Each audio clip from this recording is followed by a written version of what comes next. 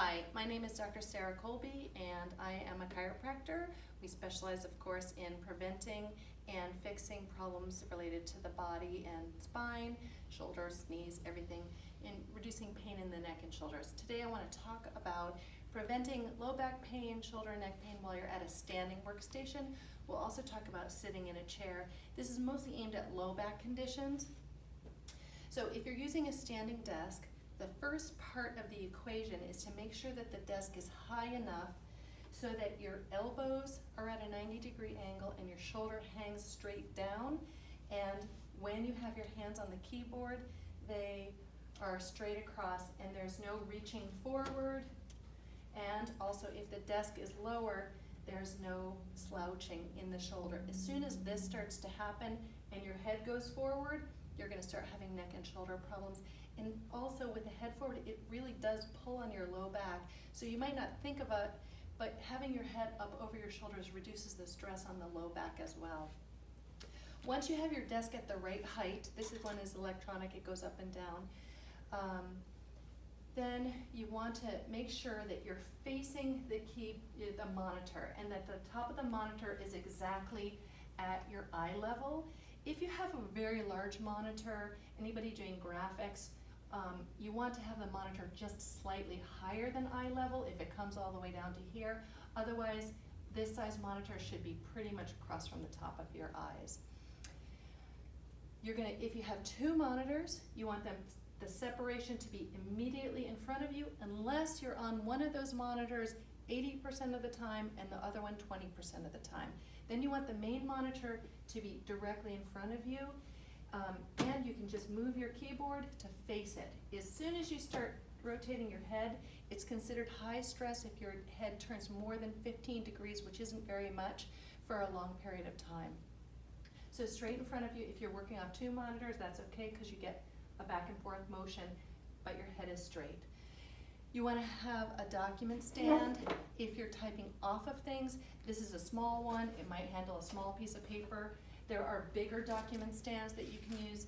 Even if you're getting it 15 degrees up, it makes a huge difference for the amount of stress you have on your neck. Remember that your head needs to be, the ear should be centered over the middle of your shoulders. If I were to hold a bowling ball, this would not stress my arm at all, but as soon as I had to hold that bowling ball out here, which is about as heavy as your head, it would stress the muscles of my arm. The same thing happens with that neck tension and shoulder tension. It's because your head is out here for long periods of time and these are holding it up too much. The next thing I see with patients that have some low back trouble is they tend to not stand in the right place with their desk.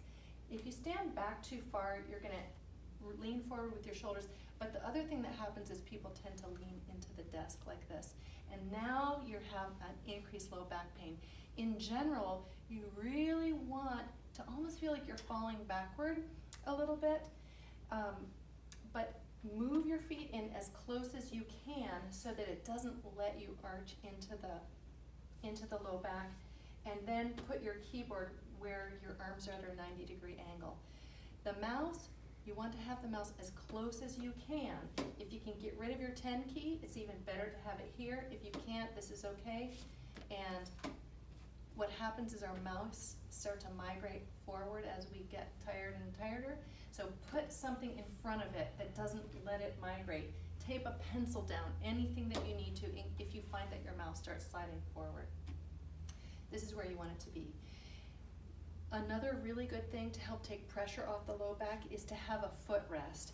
If you have a footrest, you can put one foot on that rest at a time and it takes the pressure off. It gets movement into your back. Standing still for long periods of time is also stressful on the back. So fidgeting a little from foot to foot is fine. Putting your foot up on this, even something that's as high as this little piece is okay, like a bar rail, to put your leg on, and then just make sure you're switching off.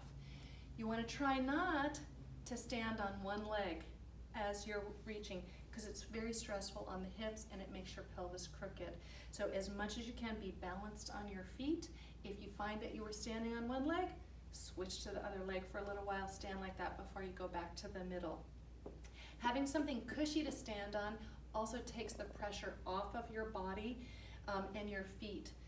Wearing good shoes with good arch support helps. If we're working from home and you're in your slippers or your bare feet because you don't have to wear shoes, it's going to drain your body after a while if you have dropped arches or if there's any kind of rotation in your feet or heels. So you want to have that support from the ground up.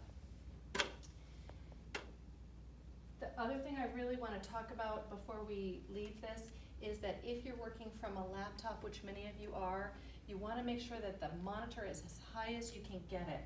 Having a separate keyboard with a Bluetooth mouse is really optimal. Using it like this is not going to work for your arms. It's going to give you arm pain, but this works. The other thing that works is just putting that monitor or the laptop up on a stack of books so that it's right there. This is where this monitor should be, and then you get a separate Bluetooth mouse. These are $20 with a mouse. They're not very expensive. It's the very least expensive way to make your ergonomics correct when you're at a workstation. So let's talk a little bit about sitting.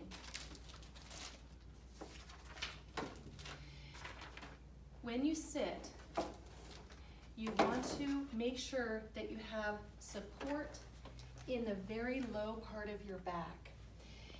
The best way to get into a chair is to hit the back and then slide down into the crease. If you're tiny and you don't have that, you don't have long enough legs, another way to do it is to sit forward, scooch back into the chair, and then sit up. This chair is too high for me.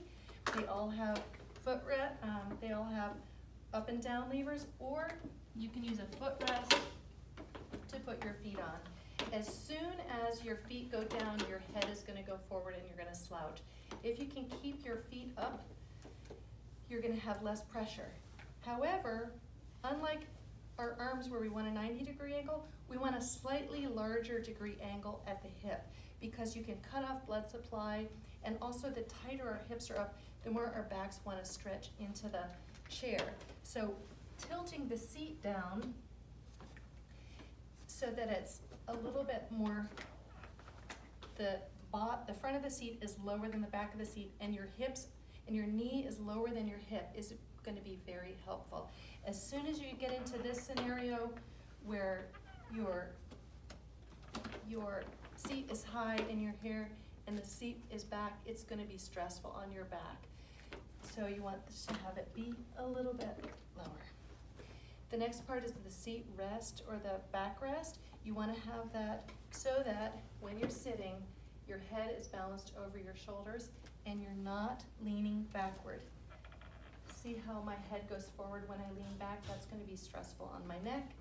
And so having it be almost like you feel like you're sitting up too straight is better for you, although it feels a little awkward. And you want it to be stiff, not bouncy. You want to have your feet on the floor, again, facing the keyboard.